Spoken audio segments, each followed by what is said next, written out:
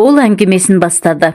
Маралдың мен тұратын пәтерге қарсы орналасқан жалдамалы 2 бөлмелі тетя Машаның пәтеріне көшіп келгендеріне бірнеше ай өтіп, жасымыздың шамаластығына қарамай, бұлай ашық сырласып отырғанымыз бірінші рет. Ол өз өмірінен сыр шертті. 5 жыл бірге оқығанда егіз қоздай бірге жүріп, күйіп-сүйіп қосылған бекжігітпен 10 жыл бірге өмір сүріп, дүниеге 2 сәби әкелгенмен дәм түзіміз жараспай ажырасып кеттік. Бұрын ешкімді менсінбей махаббат деген адам өмірінде бір-ақ рет оянатын сезім деген ұстанымның жетегінде жүрген мен, жолым болмағаннан кейін бетім әбден қайтып қалды. Махаббат атты теңізге жұбыммен шомылуға үлкен әзірлікпен келген мен өмірдің үлкен соққысын алдым. Өмірде мен үшін бекжігіттен басқа жігіт те, еркек атаулы да болмайтындай еді. Сөйткен жұбайлық өмірмен сүргендей болса, өмірден еркексіз өтейін дегенмін. Сондықтан болар, еркек деген сөзді естісем болды, бір жабайы хайуанның атын естіп, көз алдыма қорқынышты бейнелер келетіндей. Түр басым келіскен, өз үсіме пысық әйел болған соң ба, әйтеуір үйленемін. Маған күйеуге шық, балаларың әке орнына әке болам дегендер де, я болмаса ойнап күлейік, өмір деген ертең ақ бір күндей болмай өте шығады, өкініп қаласың деп пәлсапа соғатындар да кездесті. Жұмысым банкте болғандықтан ба, жұмыстан да алдымыздан өтетін адамдардың көп еркектер еді. Қонақтық пен туған күн кештерінде немесе мейрамдағы отырыстарда біреулердің тұла бойымды бастан аяқ көзімен тітіп, еркек көзімен сынай қарағанын сезсем, сол жерден сылтау айтып, тезірек жылыстап кетіп қалуға тырысамын. Осылай балалар деп, жұмыс істеп жүргенімде күйеуіммен ажырасқаныма да зу етіп 4 жыл өте шығыпты. Жасым 35-ке толғанмен, маған 26-28-ден артық бермейді. Уақыт бәріне емші деген шын екен. Күйеуімнен көрген қорлығым ұмытыла бастады. Түн баласы азапқа түсе бастадым. Әсіресе махаббат, еркек пен әйел қатынасы туралы кітаптар оқып, телевизордан түнгі сеанстарды көрсем, төсегімде қырық аунап ұйықтай алмаймын. Өмір бойы әкеммен тұрып, оған тас қорғандай арқа сүйеп келген шешем де мені күйеусіз өліп қалатындай көріп, әйел қырық шырақты деген, бір шырағың сөнсе басқасы бар. Бетіңнің әрі барда сенімді біреуді тауып ал. Айналаңда жігіттер шыбында үймелеп жүр. Балалар саған қол байлау болмайды. Өзім бағып өсірем деп шымырынша үймелегендердің екішеуінің жақсы жақтарын жеткізіп, тек мен тиген жағдайда қиналмай-ақ түзеліп кететін кемшіліктерін айтып, шілекше шаға бастайды. Бір балаға зар болып жүрген дос келіншегім Қарашашта, жоқ бекзаданы күткенің жетер, жерге түссеңші, ана жынды байсымағың басыңды ешкімге қарамайтындай дуалап қойған ғой дейді. Жігіттермен әзілдесіп ашық жарқын отырамын, одан әріге бара алмаймын. Одан әріге бару үшін басты бір нәрсе жетпейді. Ең аяғы жан тәнім мен дене құрылысымды қайта жасап шығу қажет сияқты. Төсек жайлы ойласам көңілім құлазып сала береді. Менің жанымды кім түсінсін? Ең жақын адамдарым да түсінбейді деп оңашада күрсінемін. Менің де ойнап күлгім келеді. Бір рет жолым болмады деп, өзімді әйел ретінде жерлеп тастамай сүйгім келген, сүйікті болғым келген. Біреудің сүйіктісі болсам, еркек құшағында ләззат алып, оған да ләззат беріп денем балқып жатса ғой шіркін дегенмін. Күйеуімен алғаш қосылғанда ұзындығы 3 метр, ені 2 метр пәтерде уақыттың қалай өткенін білмей, жан тәніміз қосылып, бір адамға айналып, жан ләззатымен тән ләззатына тоймай, күннің қалай атып кештің қалай батқанын білмеуші едік. Бір-бірімізге керек нәрсе екіншіміздің бойымыздан табылатын. Еркек пен әйел қатынасының әліппесі бір бөлекте, ол туралы терең әңгіме бір бөлек екен. Еркек пен әйел қатынасы туралы терең әңгіме дегеннің өзі де өмірде кездесетін нәрселердің жартысын да толық суреттеп жеткізіп бере алмайды екен. Неге біздің мектептің жоғарғы кластарында жұбайлық өмірге үйретпейді екен деймін. Кішкентайымыздан тамақ ішуге, киім киюге, үсті басымызды таза ұстауға, оқуға, жұмыс істеуге үйретеді. Ал адамға ең керек нәрсе жұбайлық өмірге, еркек пен әйел қатынасына үйретпейді. Тіпті тыйым салынған нәрсе секілді сұрасаң, біреулері әлі саған ерте десе, екіншілері ол әркімнің жеке салатын дара соқпағы дейді. Ол соқпақты әркім өзінше салады. Ол ғылым болса, оны әркім өзінше оқып үйренеді. Біреу кітаптан, біреу көшеден, біреудің айтқанынан. Оған дағдыланатындар да біреуі жабайы түріне, біреу әдемісіне, біреу ерте, біреу кеш үйренеді екен. Өз соқпағын табамын деп адасып қателесіп жатқандар қаншама. Менің қолымда билік болса, күйеулерімен тату-тәтті тұрып жатқандарды да, 20 жастағы әйелдерді де бір бөлек, 30-дағыларын бір бөлек, 40-дағыларын бір бөлек үйретіп оқытса, тәжірибе алмасса, туындаған сұрақтарға бірге жауап берсе, берсе, көп мәселе шешілер еді. Еркек пен әйел арасындағы түсінбеушіліктер болмас еді, ажырасулар да аз болар еді. Балалар әкелері бола тұра тірі жетім атанбас еді деп ойлаймын. Көп проблема түсіністікпен, түсіне алмаудан, түсініскісі келмегендіктен туындайды емес пе? Жеңгенің, әпкенің, ененің ақыл кеңестермен шектеліп қалмау керек. Себебі бір үйдің, бір ауылдың әйелдеріне ұят көрінетін нәрсе екінші үй мен екінші ауылдың әйелдеріне ұят емес, қалыпты жағдай болып көрінуі мүмкін. Бұл мәселеге де кеңірек бір ауыл не бір облыстың шекарасында емес, одан да кеңірек қарау керек секілді. Менің күйеуіммен ажырасып кетуіме себеп, мен оны 5 жыл бойы қаншалықты сүйсем, 10 жыл бірге тұрған уақыт ішінде жақын біле келе, соншалықты жек көріп кеткенмін. Біздер кездесіп бірге қыдырып жүрген кезімізде ол маған тек жақсы жағынан көрінуге тырысқан. Мен де оны тек жақсы жағынан көруге тырысыппын. Ал екінші себеп арамызда еркек пен әйел арасындағы гармонияның, яғни үйлесімділіктің жоқтығынан да еді. Онымен төсекте әйелі болғандықтан амалсыздан жұбайлық міндетімді өтеу үшін жатамын. Ол өз қызығымен өзі болып жатқанда, мен оның бір қажет затының міндетін атқарып, ештеңеге араласпай, жұмысын қашан бітіреді екен, тез бітірсе екен деп жататымын. Кейде тезірек ұйықтап қалса екен деп, үй шаруасын істеп жүріп аламын. Бірақ ол ұйықтамайды. Оның айтуынша, артық энергияларын шығарып алмай ұйқысы келмейді екен. Одан қалса түнде де таңертең де мазалайтынын қайтерсің. Дүниеге бірінші сәбиім келгеннен кейін төсек мәселесі маған тозақ секілді көрінді.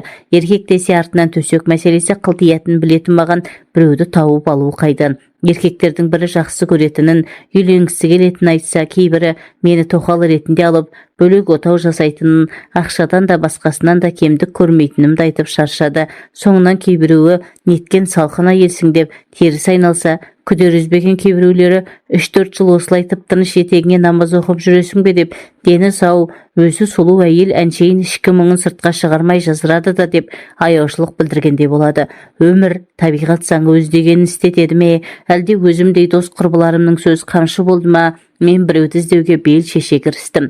Үйленемін дегендердің бірімен бірінші рет төсектес болып едім. Ертесіне ол мені меншіктеп алып, мен сені ұнатамын, төсекте де ұнайсың, үстіңе бір түсті көйлектер киіп жүр, мен көйлектеріңнің полоскасында, клеткасында ұнатпаймын деді. Менің қандай түсті көйлектерді ұнататынымды сұрағанда жоқ, оның үстіне бір түсті көйлектерін әкеліп тастағандай сөйледі. Оны осыдан кейін ұнатпайтынымды да төсекте де ұнамайтынын айтқан жоқпын, тек қош бол, енді хабарласпа дедім.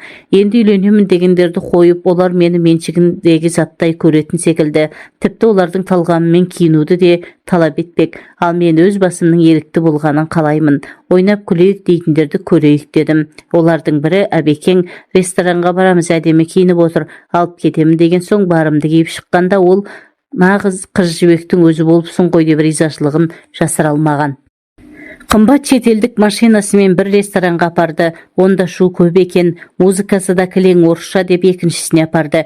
Әбекеңнің де танымайтын кісісі жоқ екен. Мұнда да алғашқы ресторандағыдай біреулермен жапырласып амандасып жатыр.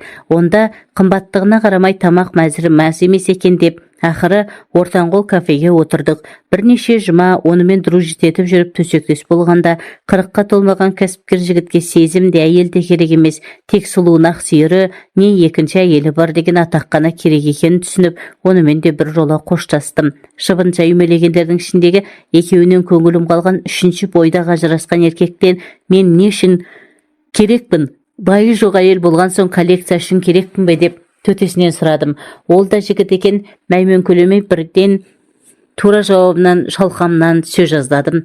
Мен секстің әр түрімен айналысқым келеді. Видеолардан көргендерді істеп көрсем деймін. Еркек пен әйел төсекте бір-бірінің қалағанын істеуге әзір болса ғана төсек қатынасының мәні ашылады деді. Мен мұндай пікірге келіспейтіндіктен эксперименттерге бара алмайтынымды білдірдім.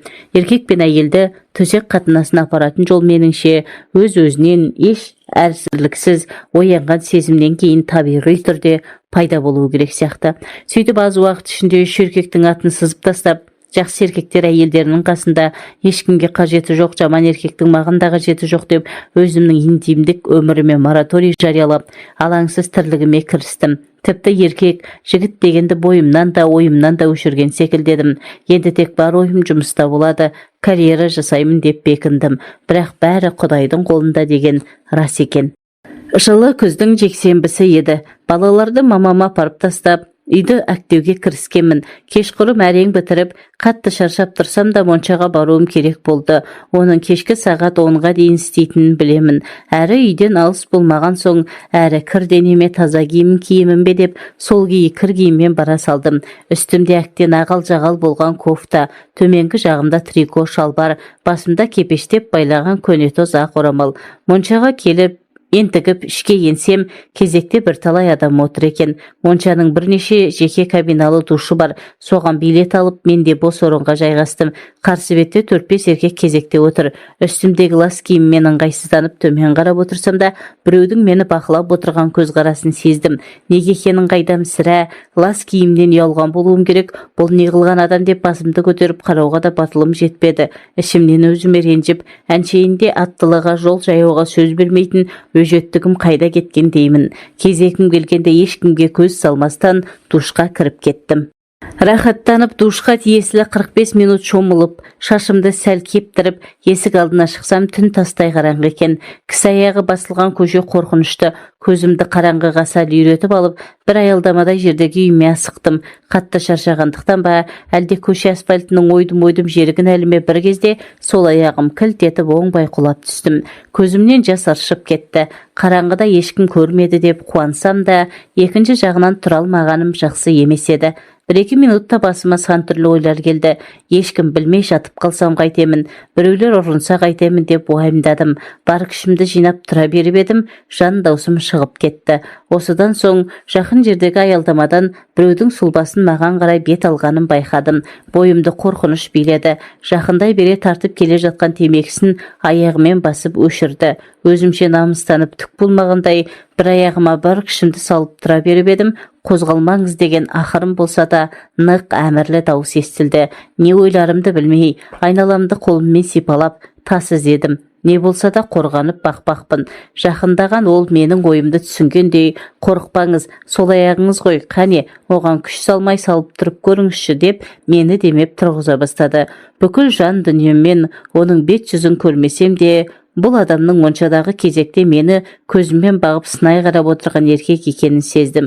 Қалай қолтығымнан демесе де, менің жүре алмайтыныма көзі жетті ғой деймін. Тұратын жерімді сұрап алып, қол дорбасын маған ұстатып, мойнымнан мықтап ұстап ал деді де көтеріп алды. Өзімді ет жеңді болмасам да, біраз салмағым бар деп есептейтін мен, басқа шара жоқтықтан ба, әлде маған бейтаныс жанның аяқ астынан келген қамқорлығын адыма айтқанын кетпедім.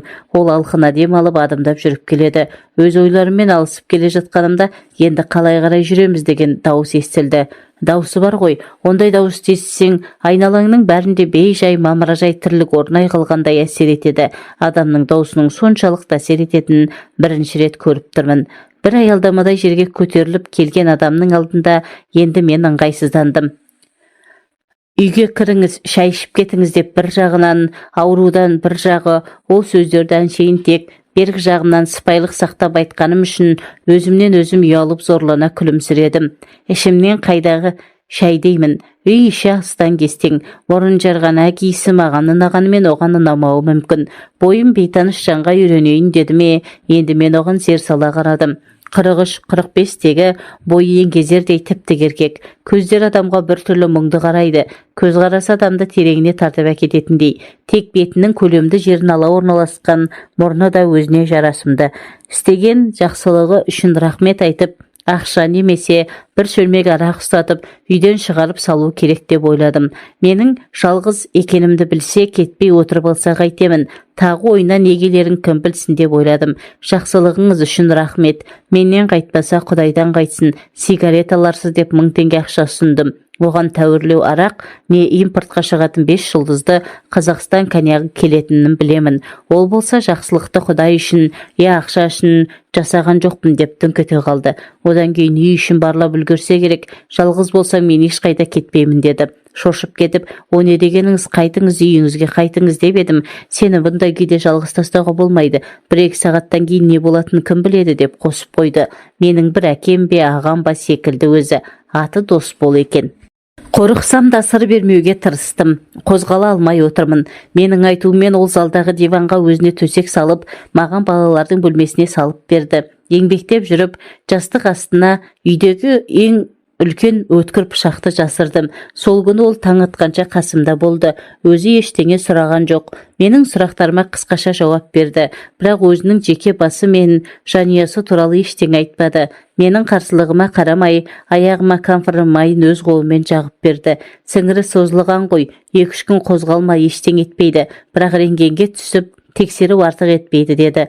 Мені таңдандырғаны оның маған әйел деп қарамағаны еді. Оған мен сәл-пәл ренжіп те қалғандай болдым. Иә ағам, иә інім секілді. Таң атқанша қасымда туысымдай отырып шықты да, таңертең көршімді шақырып беріп, сау бол, енді құлама деп жай ғана шығып кетті. Ішімнен импотент деп ойладым. Сол себепті маған қауіпсіз көрінді. Кетіп бара жатқан оның артынан келіп тұрыңыз деп айғайлап үлгердім. Маған кездескен не, мен білетін еркектермен салыстырғанда өзіме сол импотент деген теңеуім дұрыс секілді болды. Менің есімде оның мұңды көзқарасы мен бөтен бір көрген әйел жақын туысына жасағандай жақсылығы ғана қалды. Иә, сосын шамасы 4-5 аялдамадай жерде тұратынын айтқан есімде. Арада бірнеше айдай уақыт өтті. Балаларымды мамама апарып дос қызымның туған күніне барғалы жатқанмын. Бұл уақытта тағы да бір шыбынжай мерегенің атын сызып үлгердім. Есік қоңырауы қағылғанға ашсам, моншадағы танысым дос бол екен. Жұмыс бабымен ұзақ уақыт іссапарда болыпты.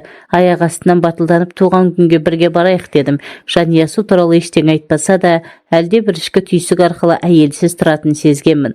Оның үстіне істеген жақсылығы да менің тарапымнан өтеусіз қалған. Бармаймын, аяғың жазылды ма? Мүмкін бір жерге барып отырармыз дегем. Тек жағдайыңды білейін деп келдім деп қайтуға жиналды. Мен аяқ астынан не шайтан түрткенін білмеймін. Дос қызыма көрші үйден телефон соғып, бара алмайтынымды айттым да, онымен бірге баруға келістім. Кафеге бардық. Ол ақ арақ ішіп отырды. Мен өзіме қызу 11-12 градустан аспайтын қызыл қою тәтті шие шарабын алдырдым. Әр нәрсені бір айтып көңілді отырдық. Одан үйге келіп шай іштік, музыка қойып биледік. Маған онымен бірге болу ұнайтын секілді. Bir кезде ол: Марал, бір жерге барып демалайық деді. Демалайық дегенді қалай түсінуге болады? Демалып отырған жоқпыз ба деп ұсынысына сұрақпен жауап бердім. Нені меңзеп тұрғанын ішім сезіп тұр, бірақ мойындағым келмейді. Сен бәрін түсініп тұрсың ғой, Марал. Өтірік айту, өтірік қылым